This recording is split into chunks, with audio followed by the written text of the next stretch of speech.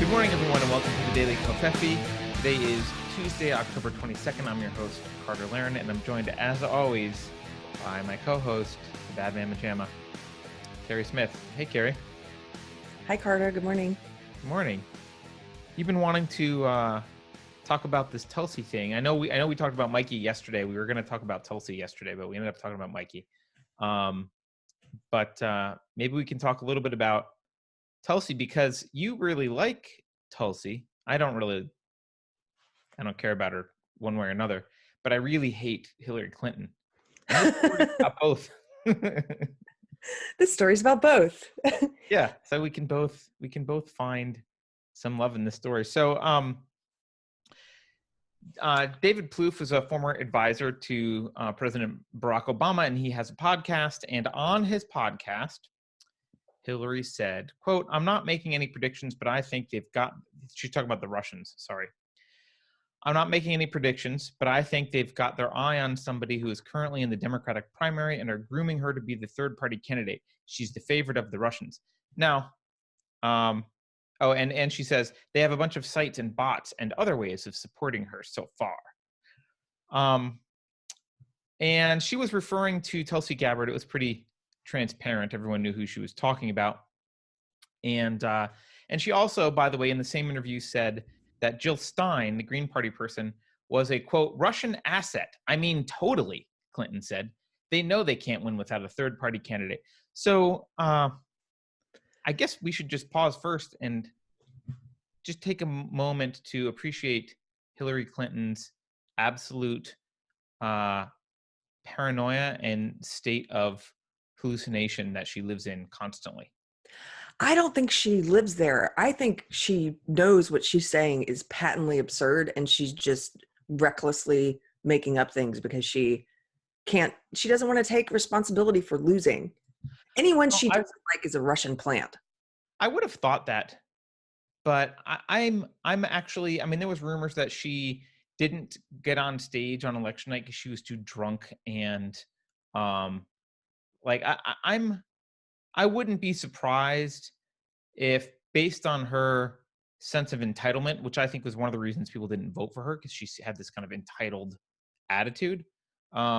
Based on her sense of entitlement, I wouldn't be surprised if the loss of 2016 had a severe mental impact on her stability.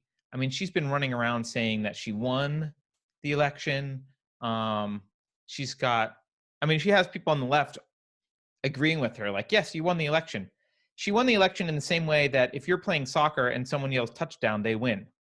That's not like she didn't win the election. The election, there were rules. They campaigned against those rules, and Trump won against those rules. Had there not been an electoral college, they both would have campaigned differently. Trump would have spent time in California that he didn't spend time in because California was a lost state for him. Like, you can't just say she won this other irrelevant metric that's not the election. She did not win the election. The popular vote is not the election. And even if it were, you don't know she would have won, because the campaign, they would have strategized differently. So, she's been running around saying that she won. People are supporting her in her delusion. And now she's saying Jill Stein's a Russian asset and Tulsi is their pick that they're going to use to, upset, once again, undermine American democracy. It's the Russian boogeyman. You know what's weird is somebody mentioned, I think it was Eric Weinstein on Twitter, basically was like, he said, I wasn't paying very much attention to Tulsi until Hillary Clinton and the mainstream media told me that I should. By targeting her. Do you know what I mean? That's intentional? Or do you think Clinton's actually trying to support Tulsi? Because I would doubt. No, I don't think so. I think he just means that they revealed how much they felt threatened by her. Yeah, it's the Streisand effect a little bit, or some variant thereof, right? Where they're and see, all the herd, they get their marching orders from the media and from Clinton, from politicians, and so they fell right in line. Like, one of my old comedy clients, I was looking at her Twitter feed, and it's just it's such an NPC feed. It's everything in there is what she's supposed to be tweeting. It's like it's like a marionette, and so she's tweeting stuff like, she is a Russian, like this woman believes that Tulsi Gabbard is a Russian asset because Hillary Clinton implied it. And there's no Alex evidence. Jones is the conspiracy theorist. What? I said, but Alex Jones is the conspiracy theorist. Exactly. And I'm sure this friend cheered. She's the type that probably cheered. I don't even have to go back and look at her feed. I know she cheered when Alex Jones was booted off. And yet here she is engaging in some ridiculous conspiracy theory and believing it is truth, because who said so? Hillary Clinton. Right. And by the way, just to be clear, Tulsi is still in the military. So apparently the Russians have infiltrated our military. God. We should be investigating this. You'd think Mueller would have uncovered that, though, because Jill Stein ran in the last election. So if she's a Russian asset, what the hell kind of job was Mueller doing investigating Russian interference in the election? You'd think you'd have found Jill Stein. She's right there. She'll answer the phone if you call her. She's Jill Stein. Russian asset right out there in the open. Hillary's, I don't know. It is clearly paranoia and some kind of delusion, or it's intentional, but it certainly comes across to me as delusion. But even though I don't like Tulsi, I think she's a socialist on a whole bunch of issues. I do like that she wants to pull troops out of the Middle East. But I really liked her response to Hillary Clinton. And I think I even retweeted it, even though I'm not a Tulsi supporter. Will you put it up on the screen? Yeah, let me find it. Well, she had two responses. One is just a text of a tweet. So it's multiple tweets, but she writes, "Great. Thank you, Hillary Clinton. You, the queen of warmongers, embodiment of corruption, and personification of the rot that has sickened the Democratic Party for so long, have finally come out from behind the curtain. From the day I announced my candidacy, there has been a concerted campaign to destroy my reputation. We wondered who was behind it and why. Now we know. It was always you, through your proxies and powerful allies in the corporate media and war machine, afraid of the threat that I pose. It's now clear that this primary is between you and me. Don't cowardly hide behind your proxies. Join the race directly." I love it so much. It gives me chills because it's so in your face, and you know that Hillary Clinton hated this. So people that don't know, Tulsi Gabbard has gone on the record since then and done actually a campaign video to I was going to show that too. Fundraising video, yeah, where she's talking about how she was told in 2016, if you endorse Bernie over Clinton, your career is done. Like, you don't piss off Clinton, right? And yeah, I mean, unless you like suicide. Right. Her next video should be a video saying, "I'm not at all suicidal. I will never kill myself." That would have been the best response. Just to be clear, everyone, I am not suicidal. I will never be suicidal. That should be her next video. Okay. Okay, you're gonna show her video? Yeah, I mean, I don't want to show the whole thing because it is a campaign video, but the beginning is pretty good here. So it's another great response to Hillary.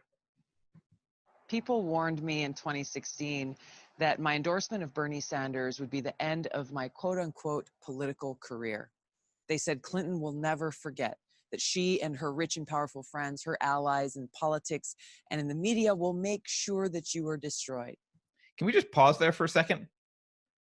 Just the fact that people around her that are in the political scene say that to her is pretty scary, right? Like just the fact that her advisors are like, "Be careful of the Clintons. They will destroy you. They have so many allies in the media and politics." Like, wow, that alone is a little bit scary to me. But it's true. I mean, it's that way in any industry. Yeah. There are people like that in entertainment where it's like, "Oh, don't piss off, you'll never work." Yeah, I guess politics is a little bit different, right? Because you've got the apparatus of the state that you can leverage. Anyway, we'll continue. Well, there have been countless hit pieces full of smears against me from day one of this campaign. They've tried to destroy my reputation and my lifetime of service because I stood up to them. I've spent over 16 years of my life proudly serving in the Army National Guard. I still serve as a major today. I volunteered to deploy to the Middle East twice. I've served in Congress now for nearly 7 years, serving on the Foreign Affairs Committee, the Armed Services Committee, the Homeland Security Committee, and I am not afraid to openly express my love for our country. But if they can falsely portray me as a traitor, then they can do it to anyone. And in fact, that's exactly the message that they want to get across to you. That if you stand up against Hillary and the party power brokers, if you stand up to the rich and powerful elite and the war machine, they will destroy you and discredit your message. But here is the truth. They will not. So the rest of it's mostly like a vote for Tulsi. They're not going to intimidate me. But she's right. That is the message that the Clintons are trying to send. And and it's effective, frankly. It's an effective message. I don't know if you saw, but Bernie has now come out and supported Tulsi and said, you know, it's ridiculous to call her a Russian asset. And what's that? What? Yes, that just happened. So I'm like, oh man, like the Clintons must really hate him now. I mean, they already hated him, but. Well, I mean, you know, last election, I think most people know this, right? But during the last election, the DNC tipped the scales against Bernie towards Hillary. There's evidence of that. WikiLeaks has evidence of that. They were leaking questions between CNN and the Hillary campaign. I think it was CNN. So the idea that the DNC plays dirty as a political machine and has a favorite is not fantasy. Like, that's known, that's true. In fact, I think they were sued, and their response was like, well, we don't promise that whoever wins the vote, like, we don't have any obligation to nominate the person you vote for. So like, you don't have a nomination to have, like, we don't have an obligation to have fair elections within the DNC or do anything fairly. So screw you. And of course, so many people just still blindly on the Democratic Party side, you know, and even if Hillary Clinton doesn't join the race, they've got someone else, probably Elizabeth Warren, that they want to push, maybe Joe Biden, but they'll do the same crap because they got away with it last time. And they didn't really, even when they were caught, the mainstream media didn't really cover it. And no, and the SJWs, for whatever reason, this is really weird to me, but somehow like the SJWs and the neoliberals, like they overlap. Like they pull, the SJWs are fully behind Clinton, which is weird. Right. Clinton has, you know, she's made a lot of what SJWs would call problematic statements around race and crime and stuff in the past. And she's like, it's just weird to me. Authoritarians, and Hillary is a better authoritarian than others. I think they're SJWs ultimately they're looking for authoritarians, and like Hillary's much more likely to rule with an iron fist than Bernie, even though I don't like Bernie's policies either. Hillary's part of the deep state war machine, and she'll rule with an iron fist. I think they're just like attracted to her in that way. I don't know. What do you think the reason is?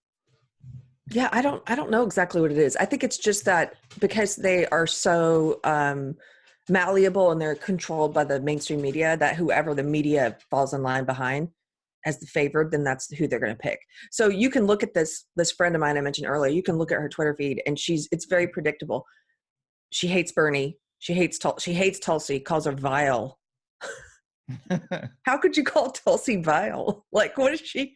I disagree with some of her policies, but yeah, how can you call her vile? It's especially weird, considering none of the policies that she holds are like really that different, at least socially, other than the only real thing she's differentiated on is war.